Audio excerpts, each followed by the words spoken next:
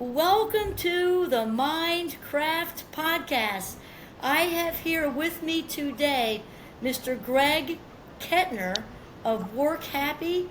Greg and I have gotten to become good friends through a group we're in, a mastermind group, and he is going to wow us with his conversation on the state of employees, in the wake of the pandemic. So thank you for being here with us, Greg.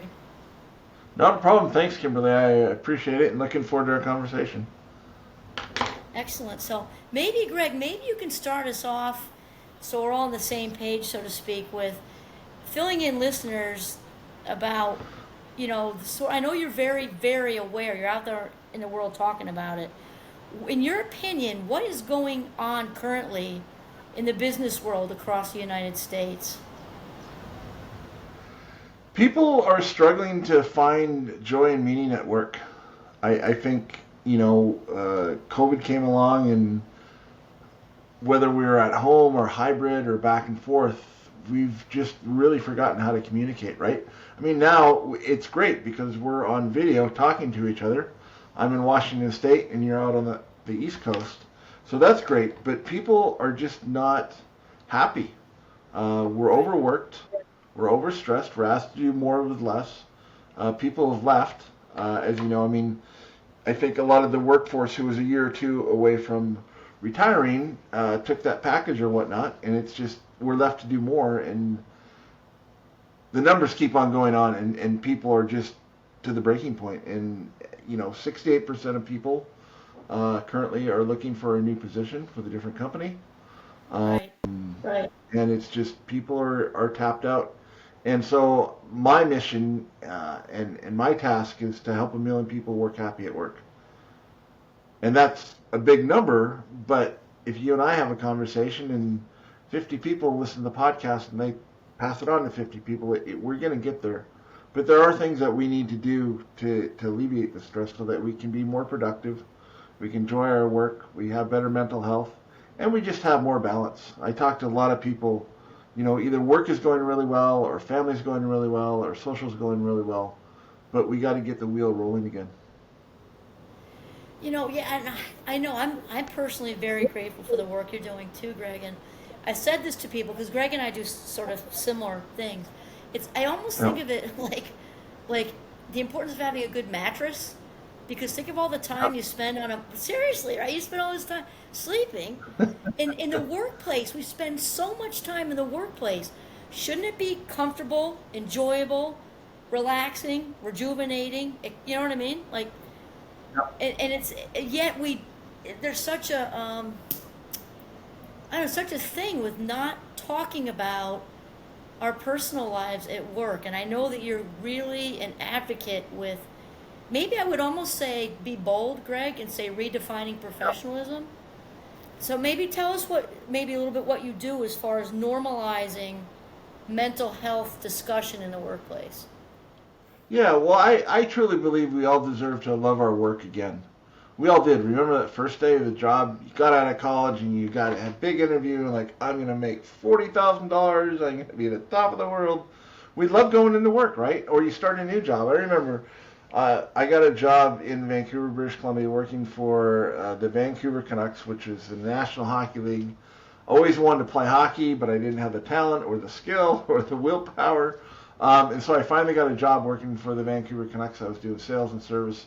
Absolutely loved it. First day I walked in with 2 dozen Krispy Kreme donuts. Everybody loved me. And for the most part, that job was great. I still have a ton of friends from that job because the motto was we work hard and we play hard. And we Right. were friends. And everybody deserves to have it again, but we're not doing that. Everybody's too selfish. It's me, me, me, me, me, which I get. And I even preach that. To be happy, to serve other people, and to talk about mental health, and to be a good citizen, I have to take care of myself, right? If I'm not taking care of Right. Right. myself Right. Right. with meditation, learning, reading, breathing, exercise, whatever it is, how am I going to help, first of all, my family, my wife and my daughter? How am I going to help my friends that I serve? How am I going to help my colleagues like you, right? If I'm in a grumpy mood and we get off this interview, I'm like, oh, life sucks. What kind of interview is that going to be, right? So I have to take care of myself first. But when we serve other people, there's so much meaning, there's so much purpose, and there's so much happiness. And I think we've just lost our way, and we don't treat other people like we treat ourselves, and it's showing. I can't agree with you more, Greg, and it makes me think of my dear friend Oprah. You know, she's not really aware of it, but she talks a lot about our number one job being to keep ourselves filled up, right? Because there's good selfish and bad selfish. You know, just having a presentation and saying the heck with you guys, I'm going to go do my thing is bad, but to keep Yeah. ourselves when we keep ourselves full, like you're saying, doing the medication, the counseling, eating well, exercising, then we have everything to give the world when we're filled up. Like somebody's burnt out, it's not so much fun to be around, right? So Yeah. I think like so. Let me just ask you this: how what are you doing to convey that? Because I know you just had a big gig out in Reno, and you've had some other ones since. What are you doing to help support this effort with companies? You know, my good friend, speaker friend Jeff McLaughlin, one time I got off stage and he goes, "You know what, Kettner?" He goes, "You're a can opener. You're a human can opener." And that is my job, Kimberly. From the stage, whether I'm speaking or doing training or, coaching one on one, is to get a conversation going and let people know I go through rough days. Not every day is a work happy day for Greg Kettner. Right, right. Right, there are days that go sideways. Even yesterday, something came up and I was frustrated with my software and I shut it down in the afternoon because I was in no condition to make other people happy. But when we take time and we put people before profits, it's absolutely amazing. Work happy people who work happy are 18% more productive. Stock prices in companies who have a work happy culture where people play, have fun, get along, the Right. stock prices go up. It's just there's overwhelming evidence. And what I teach and what I do is not rocket science, and it doesn't cost a ton of money.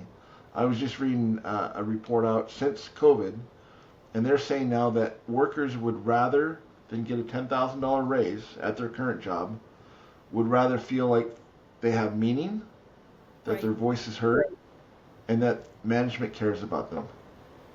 How 100%. much money? How much money does it cost to walk by somebody's desk or call them up and say, "Hey, hope you're having a great day. I'm cheering you on." Oh my God. And not and that Greg, and I know because I know you're Greg is hysterical actually, so his inner comic. I know also too, Greg, that you're a big fan of playing. Yeah, You know, it's somehow like people think we like transition to adulthood, whatever that even means, and therefore there will be no more fun. We got to be yeah. serious and we have to be professional, right? But bringing play into the workplace. Tell me about that. Yeah, well, it's just so important. Our minds are wound for human connection. Right. We're wound for laughter, and the research on laughter. I mean, people will tell you that laughter is the best medicine, and I guess that's true unless you have diarrhea. I wouldn't I wouldn't suggest it. But when we laugh, endorphins are released into our blood system, right? And those are the Right. happy, feel good drugs that don't Right. cost anything. And if we can laugh at a situation, and I suggest to people all the time, start your day with laughter. Put it in your calendar. For me, if stuff doesn't get in my calendar, it goes to the side. But I was just, and I wrote a post about it this morning. I found a guy on YouTube yesterday, Don McMillan. Very corporate, very clean, very funny, but he was doing math with different kind of companies, and he was coming up with all this funny stuff. And for 5 minutes, I'm like, I'm in a good mood. I'm ready to go. I saw that. I think I saw that. Yeah, yeah. It's Actually, to make silly. math Yeah. enjoyable for One many of the people. funnest. Yeah, one of the funniest training sessions I've had, and most memorable from what the people said afterwards. It was a group of 30 principals here in our local town in Walla Walla, Washington, and we were talking about how to use humor in the workplace. and they're in schools, right? So you have to be very, very PC, very neutral, everything. And people are like, well, then nothing's funny. And I said, all right, well, let's start with a dad joke. And for 45 minutes, we told dad jokes. And that's all we did. It went off the rails. I didn't do any teaching or anything. But everybody I came up love to me and said, that. that was the best training session we've ever had. And the dad jokes were horrible. But the best dad joke was, what did the right eye say to the left eye? Oh, I Between feel us, like I something know this smells. one. What? Between us, Something something smells in smells. between us? Oh my God. Right? The reason why I think dad jokes are so hysterical is because they are so bad. Yeah. Yeah. They always get a groan, but we remember them. We do And remember just them that because they're little so bit of easy laughter, to well, underneath. it connects us. We're humans. We're wired for connection. And we've gotten away Right. from that. And we're on our damn phones way too much. And everybody's like, oh, social media. That is not social at all. I mean, every No. time, and I'm just as guilty as everybody else, right? But when I make a post, I'll go back a couple hours later. How many likes did I get? How many people commented? I do It's too. I silly, do too. right? But what if you picked up your phone once a day and called a friend you haven't talked to in 3 years? That's social. You and I are And on who the cares? same. You are preaching to the choir because I'm out with Giovanni, the golden retriever, every day in the woods. Every day, Yeah, at least once. And I make a few reels and then it's off, and he and I are just doing positive affirmations, yeah, sending the good vibes and hiking. And it's ironic, Greg, because the social media thing, it's such an irony. It is an irony because it's supposed to connect us, but it's an illusion of connection. It's a connected disconnection or a absolutely. disconnected connection. I'm not sure which one. We need to be unsocial. We need to have more relationships. I mean, and and this isn't a scientific experiment. There's no real data behind it. But during COVID, I remember specifically. I'm a very obviously outgoing individual, and about it's probably about a month or two in. Right, we always had to stand 6 feet from each other. Yes, So yes. I called my buddy, and I'm looking at his house right now across the street. Skip. He runs a local jewelry shop here in town.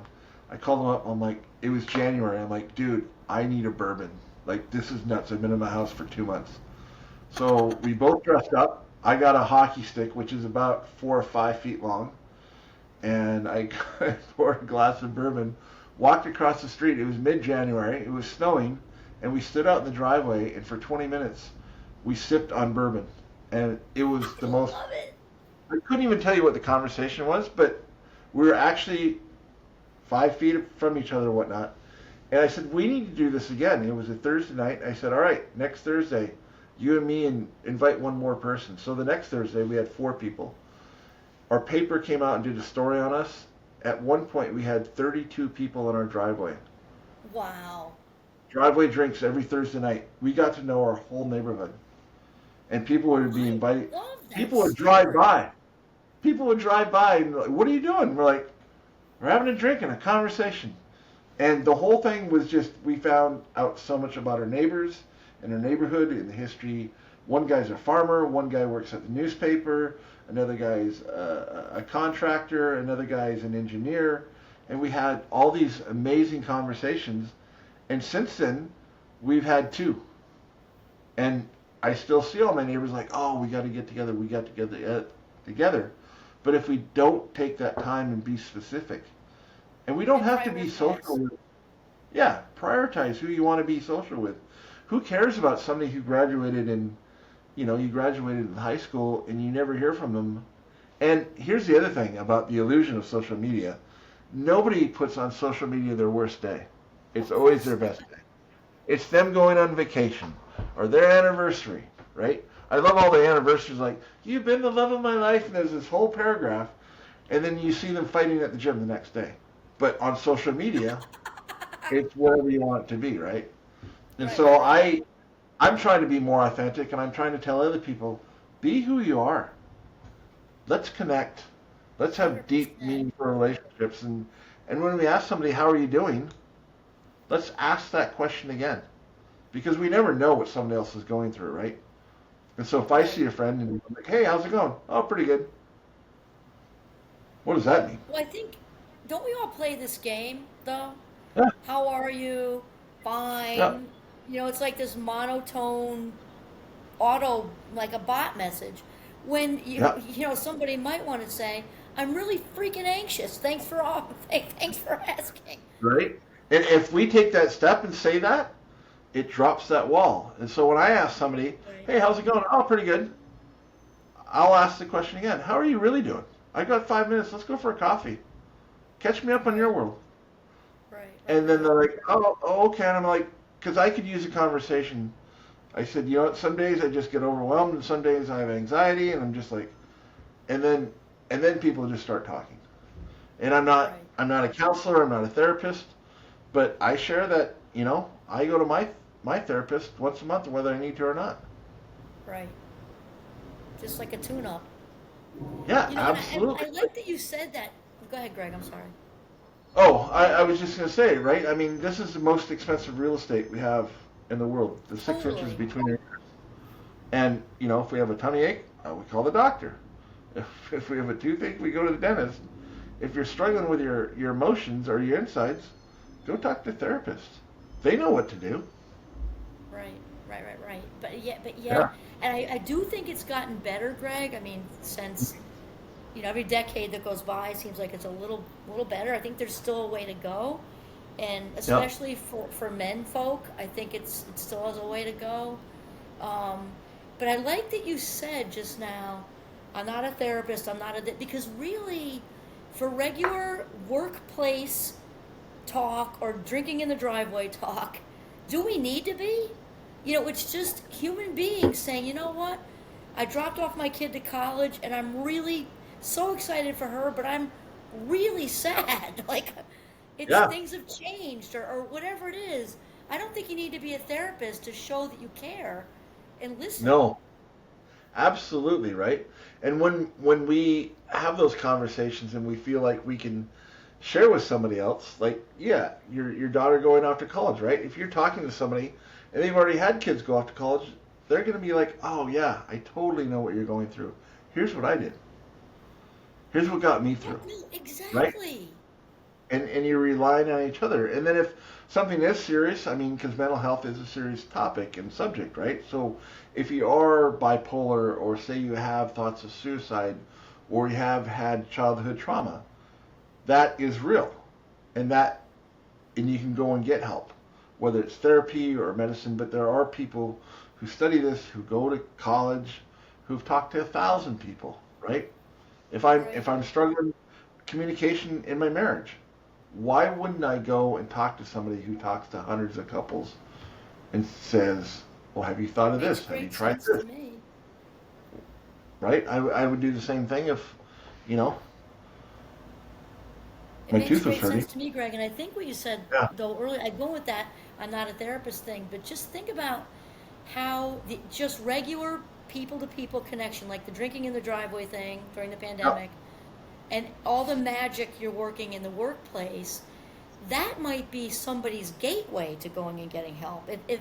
If you come in Absolutely. there and normalize talking about being depressed or normalize being a professional person and you can say you're anxious at work, just like you'd say, you know what, I really have to leave. Something didn't agree with me with the lunch I ate. No one would question that, right? Yeah. But the fact that you're out there normalizing this for so many people, like when you did and so on, like a million people that you want to Yeah. reach, right?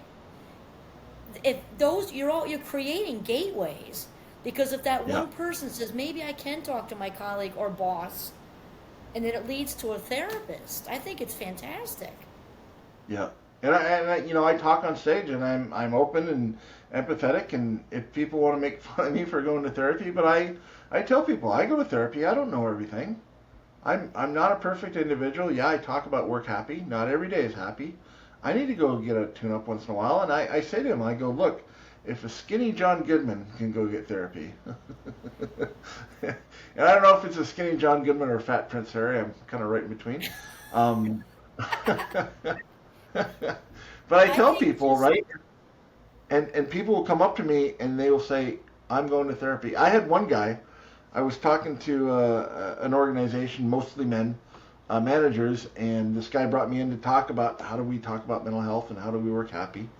And halfway through my talk, I saw him standing at the back of the room, and he had tears in his eyes. He was wiping away tears in his eyes. And so I went up to him afterwards and talked to him. I said, hey, everything okay? What did I say that? He goes, you know what?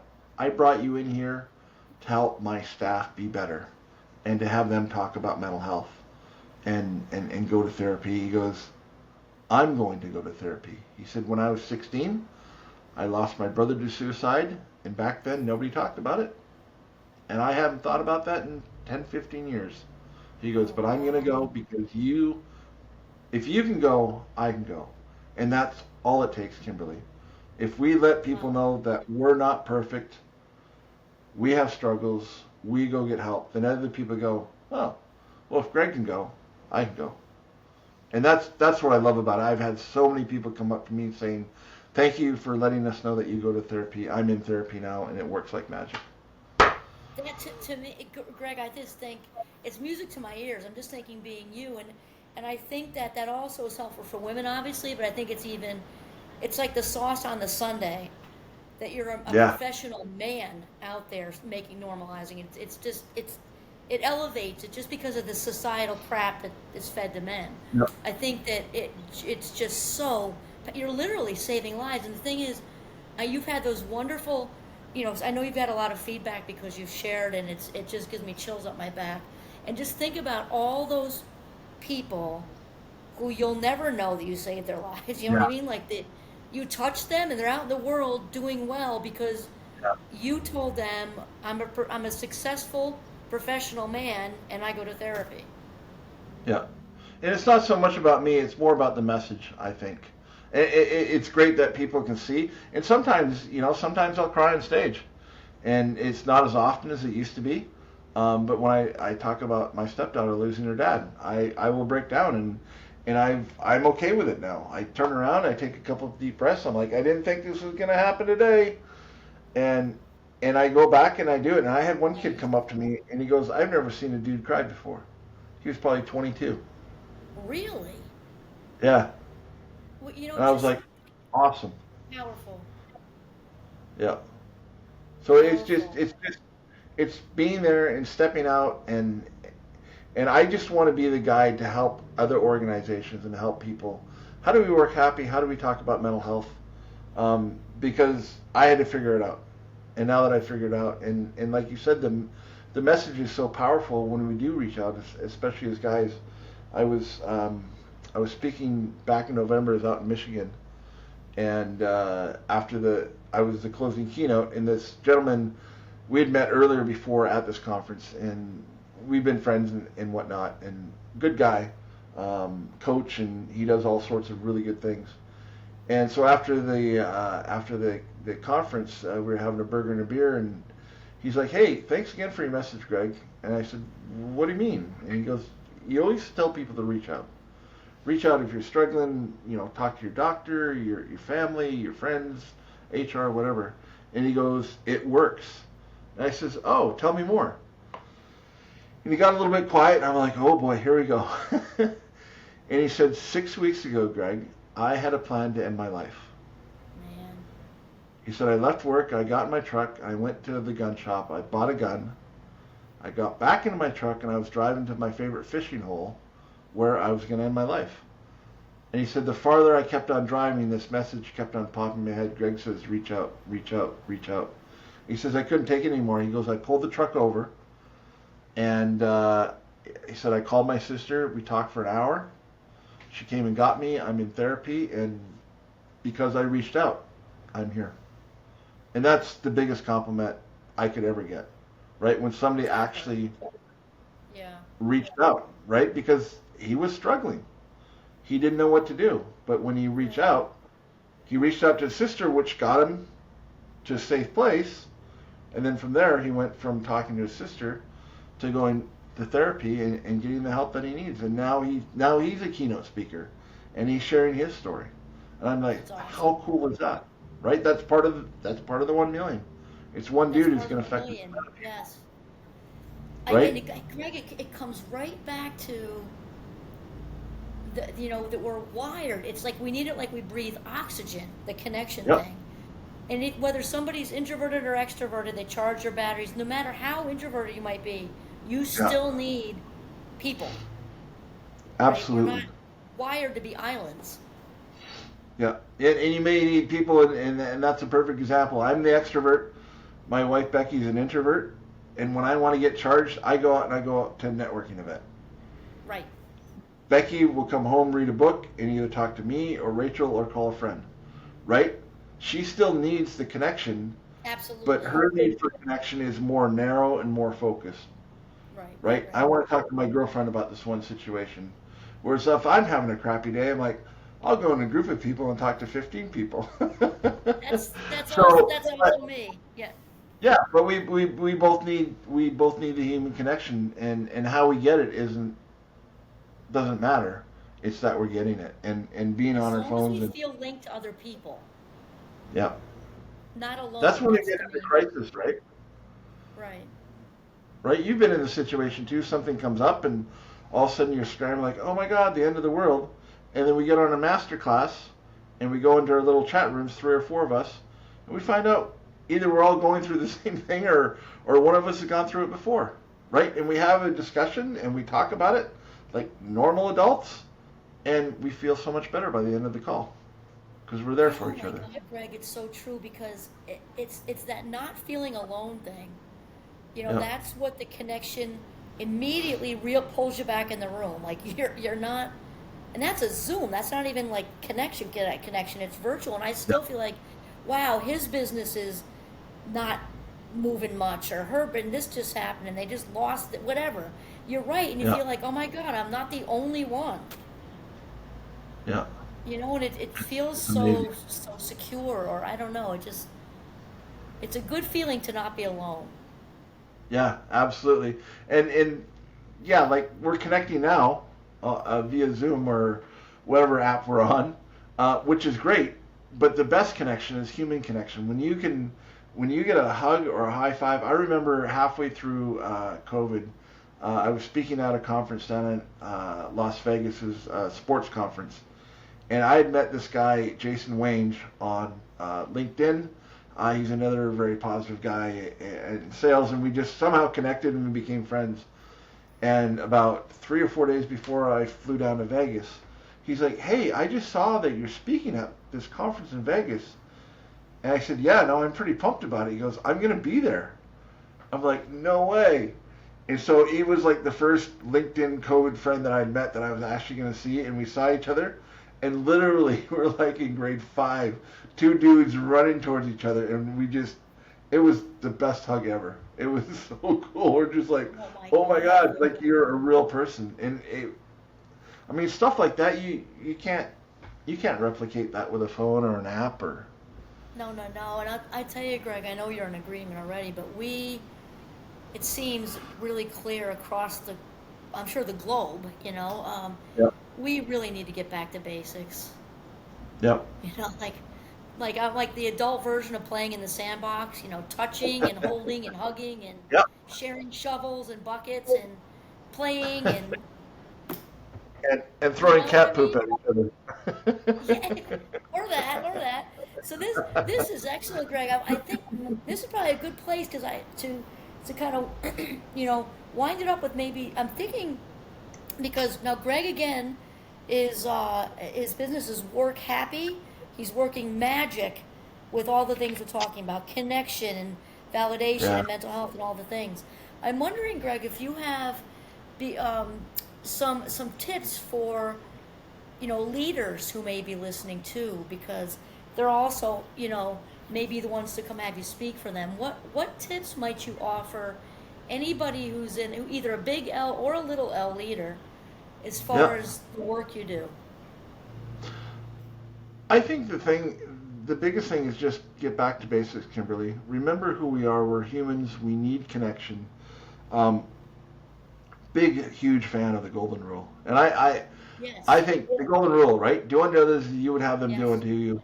I want to have the platinum rule is do unto others is what they would have due unto you. And I remember this, I was talking to a client, and he was telling me that the company that he used to work at, every Christmas, every employee, no matter the level, high, low, everybody got a $2,500 bonus and a turkey for Christmas. And one of the employees went to whoever was handing out the turkey and said, "We're so thankful, but we're vegetarians." And they said, "Here's a $75 gift certificate for the grocery store." So they were treating them the way they want to be treated, but this family was vegetarian. He's like, "Sure, no problem. Here's a gift certificate. Bye. Knock your head out or your heart out with the vegetables," right? So it's taking into people account. But if you didn't have a conversation, if you're not talking to your employees, if all you're doing is sending emails and updates and whatnot, you need to walk around and reconnect with the people that are working for you. We need to put people before profits. We need to give them the tools to help them take care of themselves. We need to give them tools, and we need to be a leader in talking about mental health, right? Because if I'm a VP and there's some new kid, he's 2 weeks in and he's got anxiety, he's not going to run up to me like, "Oh, I'm struggling with my anxiety again," right? He just got a job, he wants to keep it. But if the leader at a team meeting is saying, "You know what? Mental health is very important to the company. It's very important to me. It's very important to this team. And I want to let you know, guys, know that back in college, I struggled when it came to taking exams. I had a lot of anxiety back in college. And my parents got me into therapy, 3, 4 sessions. I learned what I needed to learn. I was able to take the test. And now when anxiety comes up, I go back. And here's what I do." And if the leader says that in a team meeting without pointing to anybody else, he's telling his story. Right. Everyone in that room is going to feel more comfortable in going, "Hey, can we go for a coffee? I had a question about what you said." And Yes. then you can say, right? Then it's one-on-one. Then you're not singling people out. So I think be human, take care of your people, and take care of yourself so that you can take care of your people. I love that. And people before profits. Yeah. Absolutely fantastic. You can see why I'm so fond of Greg. Everyone, Well, thank you, he's Kimberly. You're flattering me, but I he's appreciate it. super you're super funny. Greg and I do a lot of the same thing, kind of very similar Yeah. missions, and one person at a time, just connecting, validating the whole thing, right? So now, Yeah. Greg's information will be right beneath here in the blurb. So if you want to reach out and contact him, but Greg, for right now, do you want to say what your website is so they can all hear you? Yeah, it's just gregkettner.com, or you can find me on LinkedIn. I'm the only Greg Kettner that I know about, or any of the social media. But if anybody has any questions, I'm happy to share what I do and tips and tricks. And if you're hosting a conference and want someone to come out and talk, either how do we work happy, or how do we talk about mental health in the workplace, let's have a conversation. 100%, and I'll have the information right below in case you forgot any of that. So I just want to send some big gratitude towards you, Greg, for using your life minutes in this way, because there is no bigger compliment, right? So thank you for being here. Well, thank you very much, Kimberly, and I'm so glad that we've gotten to know each other, and we've had these conversations when we've struggled with work or issues with our computers. But I appreciate you and what you're doing, and I believe we're better together. 100%.